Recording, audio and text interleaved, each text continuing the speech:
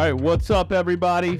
First edition Breeden Success podcast with our first guest, Vinnie Noto.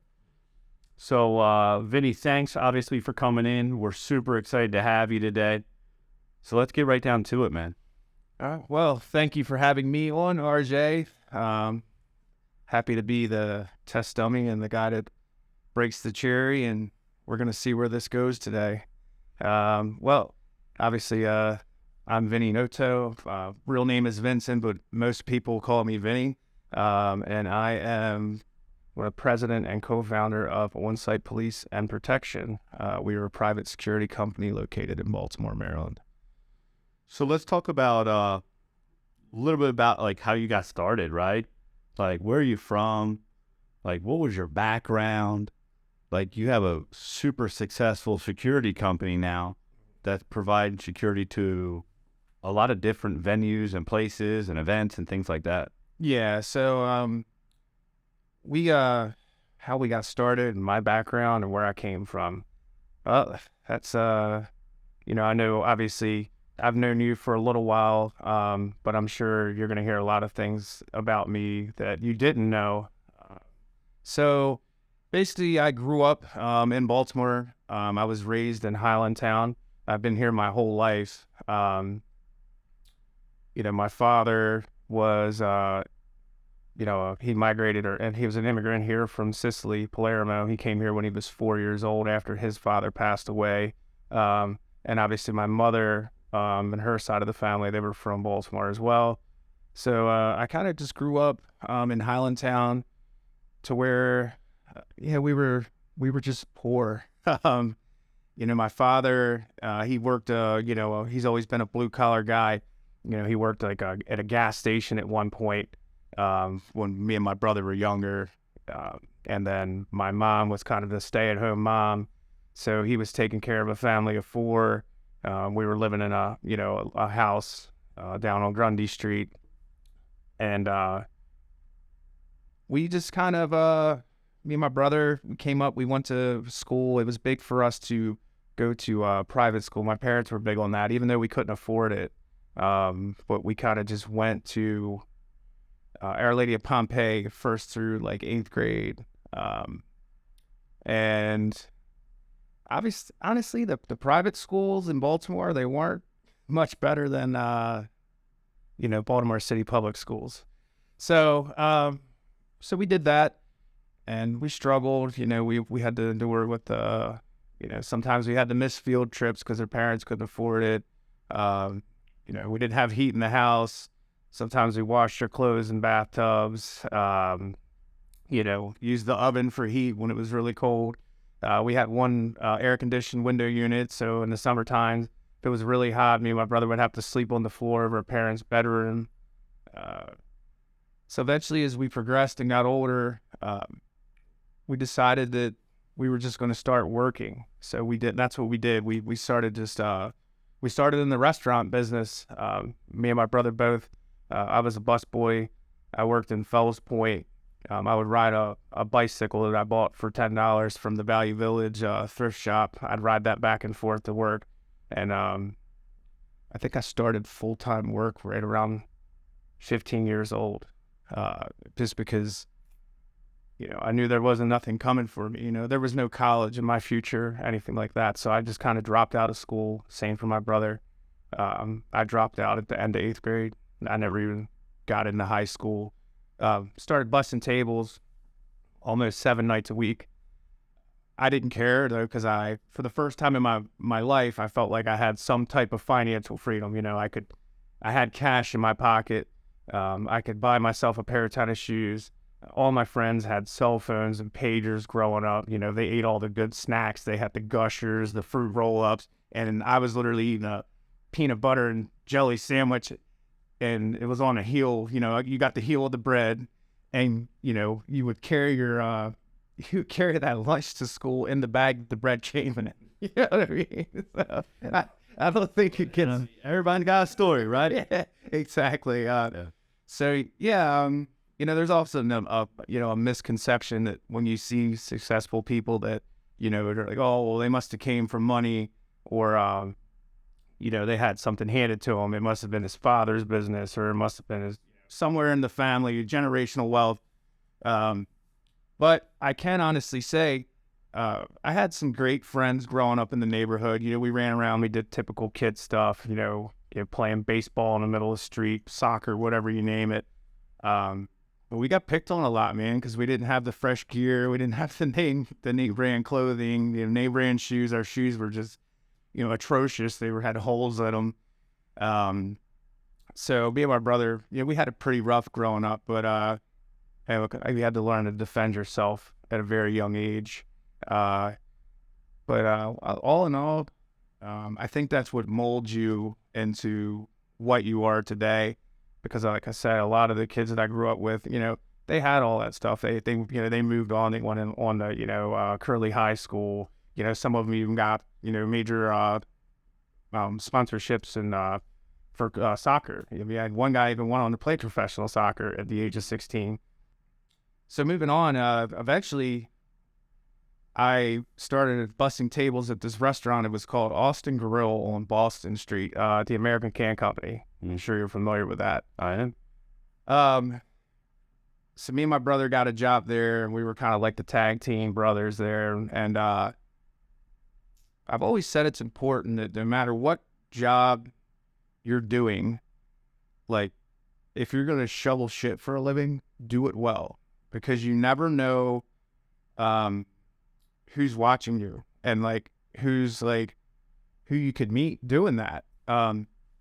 And that's kind of going to be what I'm getting ready to get into, is how I met my next career path from being a busboy at a restaurant. So eventually my brother and I had saved enough money to where we could buy little mopeds. We had little Tomos mopeds, and it was an ass back in the day. Yeah, man. So, we started going to Cycle World to buy parts for these things, because we rode these things everywhere.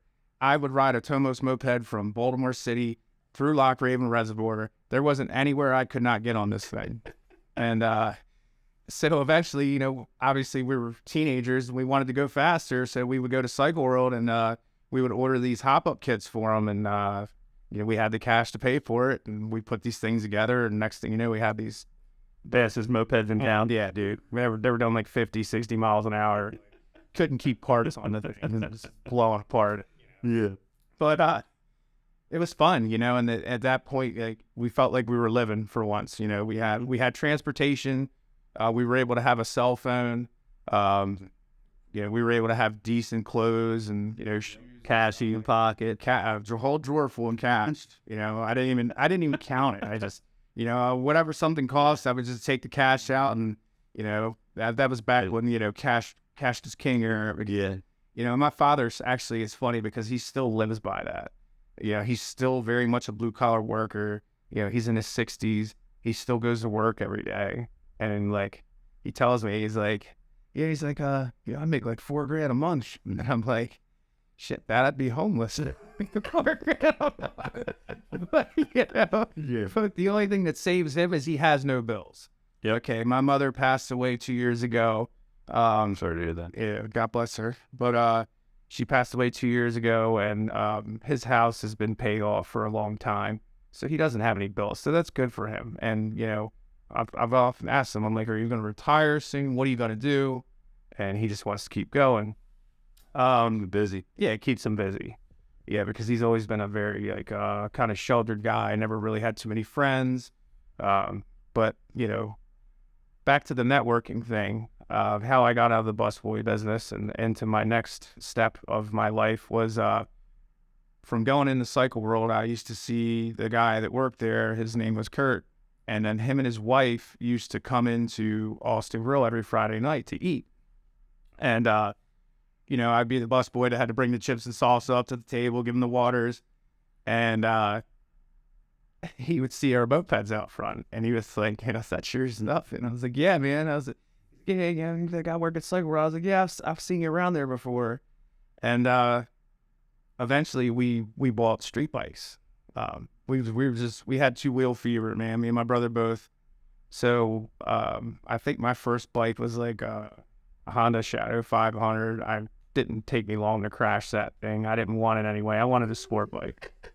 I wanted a sport bike. I wanted to go fast bike. So eventually I had saved up enough, and I was able to buy a used sport bike, with cash.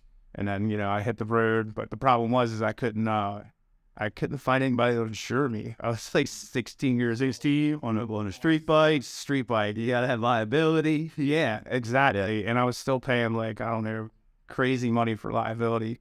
But the only thing I had in my favor is that the motorcycle was paid for, so I didn't have to carry full coverage, because I think at one point I got quoted for like $12,000 for full That would have broke you. Yeah, I'm like, So I remember just I would ride my sport bike up to the insurance office and literally walk in and pay my insurance in cash. And the guy would like fish through his desk drawer to like find a quarter to give me change. You know what I mean? Yeah. So it was cool.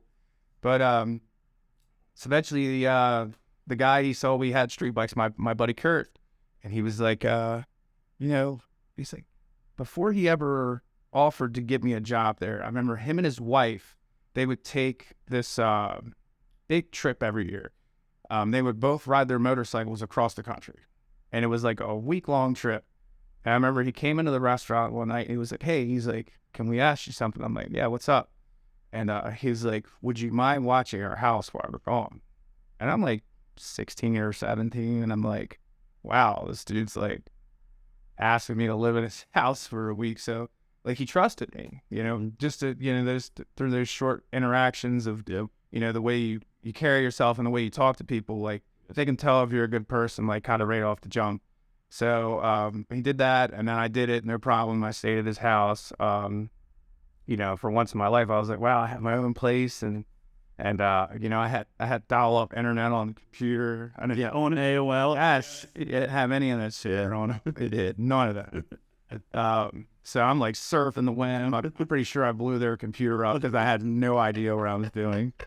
Yeah. It was like, when I first cut my mother loose with a laptop, I think she broke it in like 2 days. Yeah. Because she was just clicking yes to everything that came up on the screen.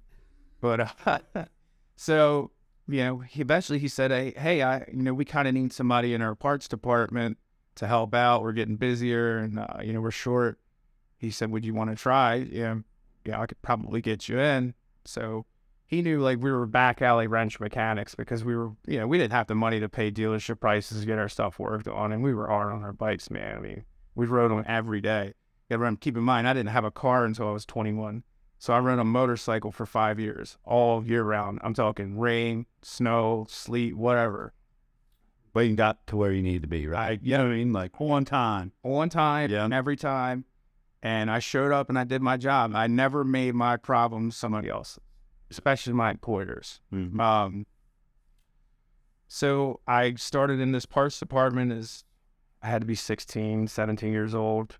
And I was just selling parts, helping people out day to day, dealing with phone calls, ordering. And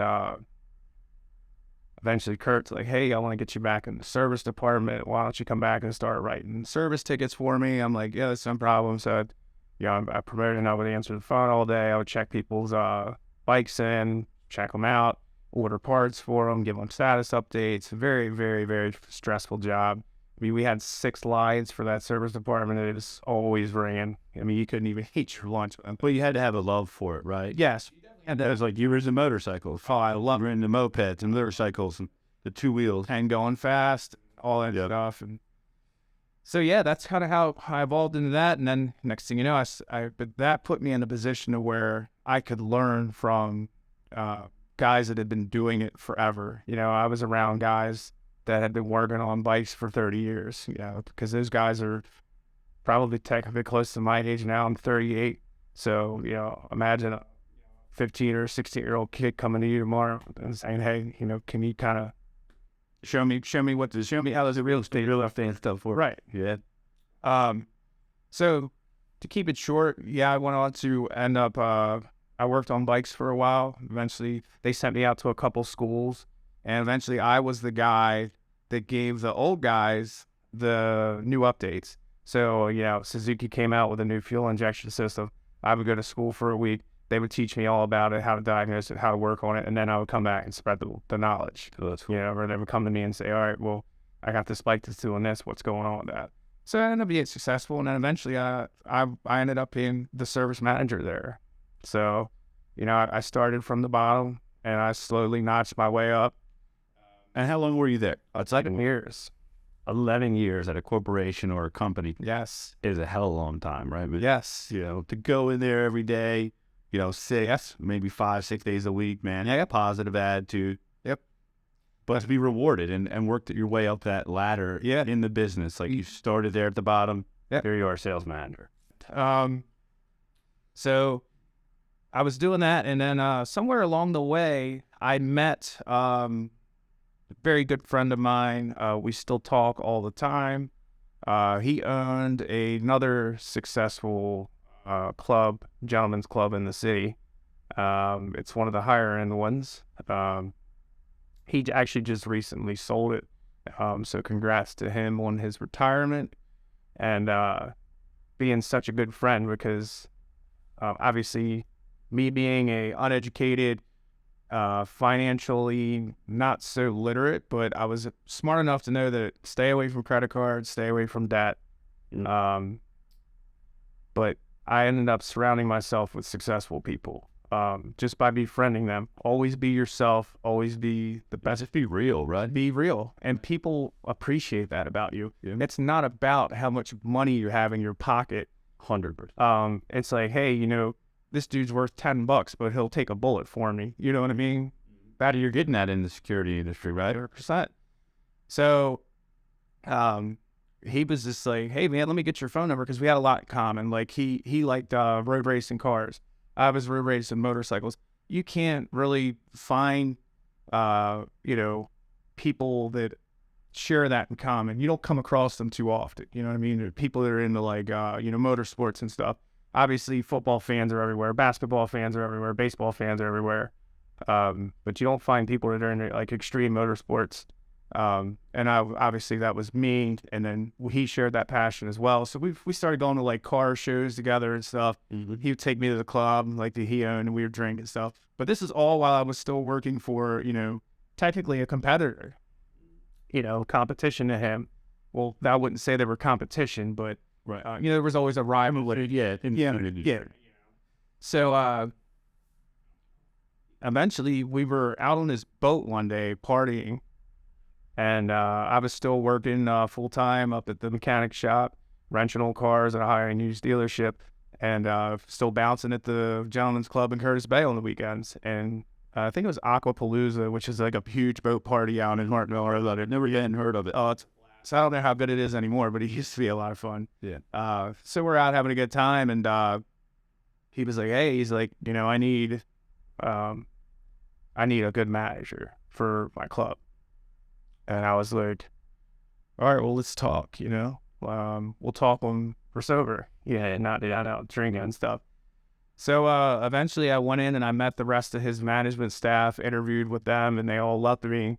So they offered me a job to where I could get out of the mechanical industry. I didn't have to drive 30 miles to Bel Air every day, 30 miles back home. And I didn't have to pay those tool bills every day or every week, because those tool trucks, you got to watch those things, man. They get you up, all up, and they ask you for all the tools. And no, well, we have this ratchet set on sale this week. And you're like, well, dude, it's $190 for one ratchet.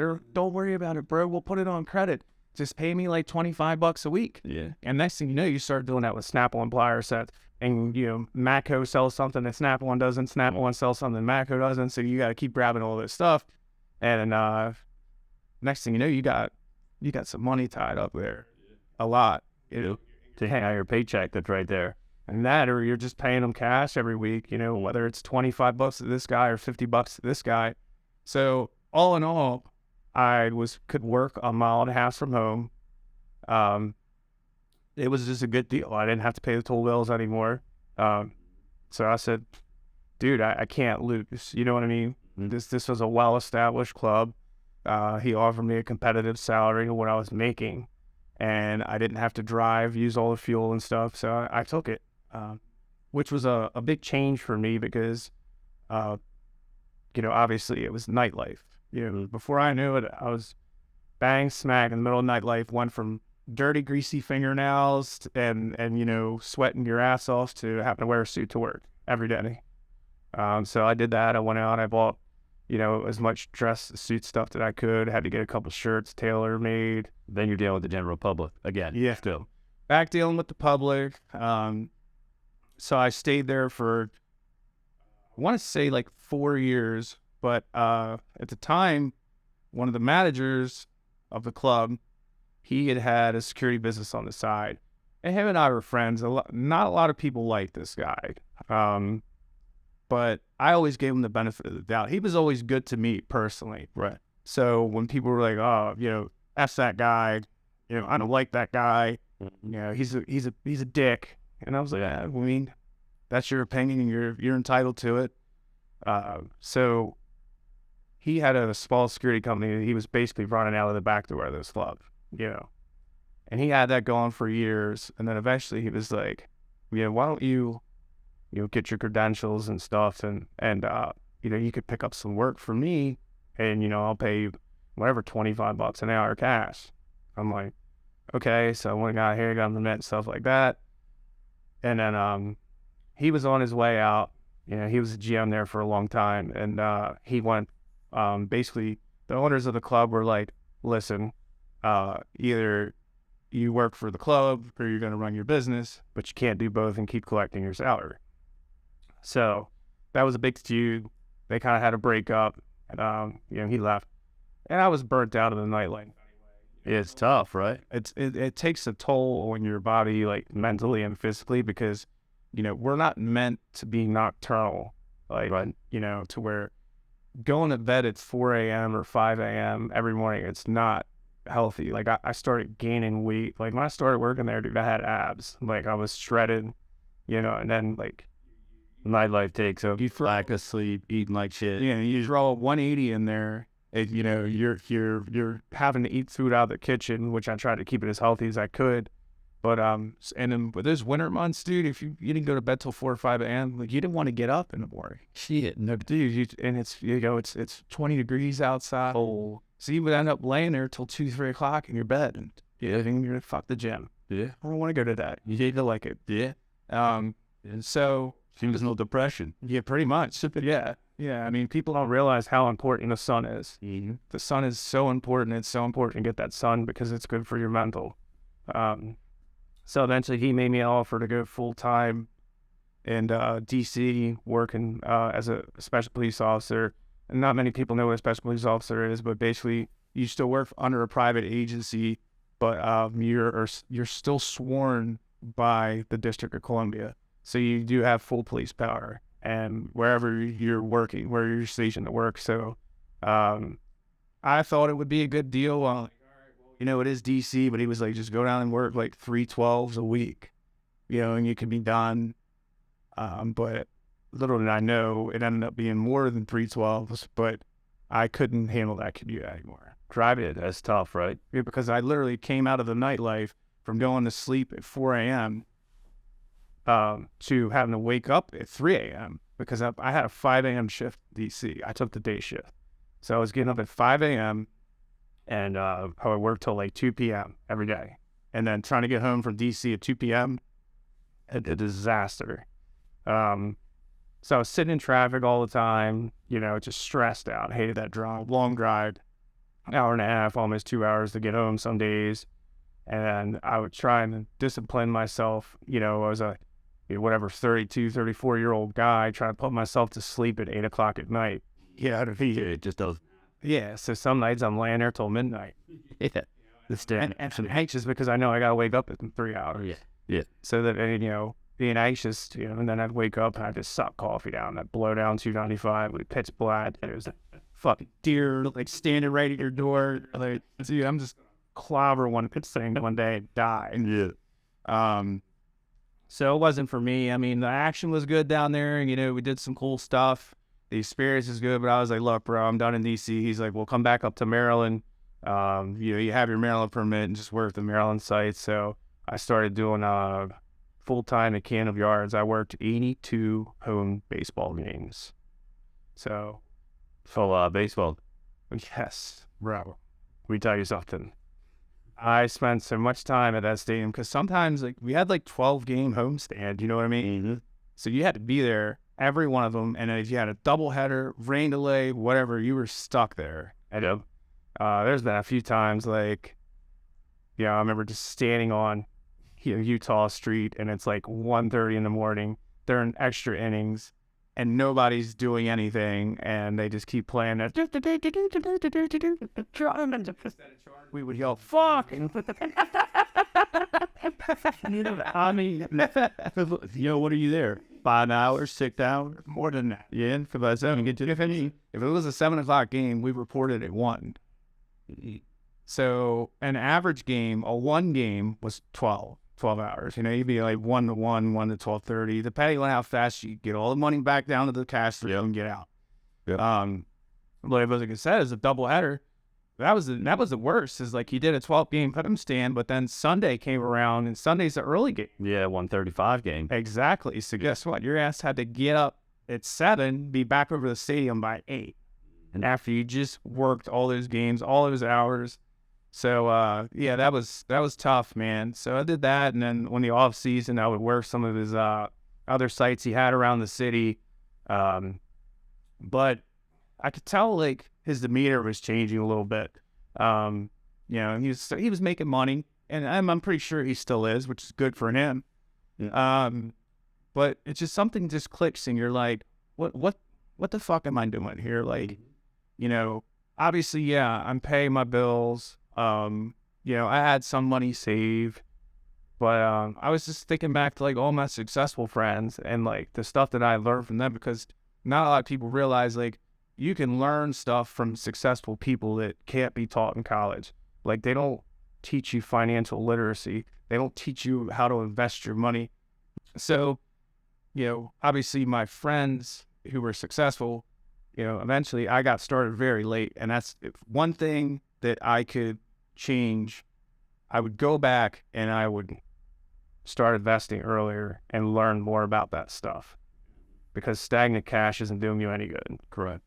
So moving forward, his demeanor started changing a little bit, and I was kind of checking out with, I realized I was just a pawn piece, and we were working this really heavy detail. It was a special detail that we were all detailed. We're suit tie. There's probably about 12 of us down there, and we were working these really long hours. It was like 17-hour shifts, 16, 17-hour shifts, and it was for about 4 or 5 days straight while this convention was going on, because they had sensitive material that they needed guarded. And so at night when they were sleeping and stuff, we had to stay in their media room and stuff like that, make sure nobody's in there poking around. So that's where I had worked it the year previously, and I had met my business partner now, and we chatted it up. He's a nice guy, well put together, family guy. He was my age, but we were completely polar opposite. That's dead. Yeah, exactly. And he was married, had 2 kids, and so the following year, I was burning myself out working these long hours, and the boss was nowhere to be found. So he shows up down there, and I remember we had another holiday detail that we were going to roll right into. And his manager for the company had already asked me, he's like, can you take the management or supervisor position down here? The hours are 10 p.m. to 6 a.m., 5 days a week. And you would essentially be sitting in your car, your own car, just burning fuel, just sitting there miserable for 8 hours. And I respectfully declined. I said, no, I'm okay. I'd rather go jump up and work a convenience store shift. So, the guy who I considered a friend, he gets his panties in a bunch, and he comes down there trying to pound on his chest, and he pulls me into a conference room, and he's like, why don't you want the position? And because I don't feel like sitting up till 6 o'clock in the morning in my own car, freezing my ass off, trying to save fuel, and just idling the piss out of my car, sitting in this parking lot with 12 other guys around. I just don't want to do it. Well, I could have your naturals pulled. I could do this and I can do that. And I'm like, the first part of me is like the hot-headed part. The younger Vinnie tried to take over, and I was like, who do you think you're talking to? Like, I don't really give a shit. But then that point in time, like it clicked, a switch went off in my head. And I said, you know what? Stay here and eat this turd sandwich. And then move. Just get your plan in motion and get away from this dude. And, I learned a long time ago, it's better to punch somebody in the wallet than the face. So I walked out of that conference room. I went down to the third floor where my now business partner, is working. And I walked up to him, and I think the exact words were somewhere along the lines of, "Are you ready to make some real money?" And he's like, "Yeah, what you got?" I'm like, "Do you want to start our own security company?" I said, "You qualify for the license," because he got medically retired from transportation police.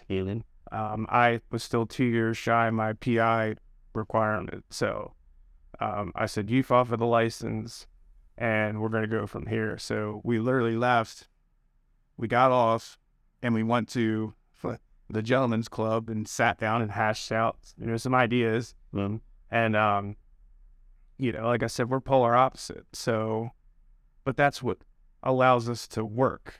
Right. That's what makes it work. That's 100%, because, he's a family guy.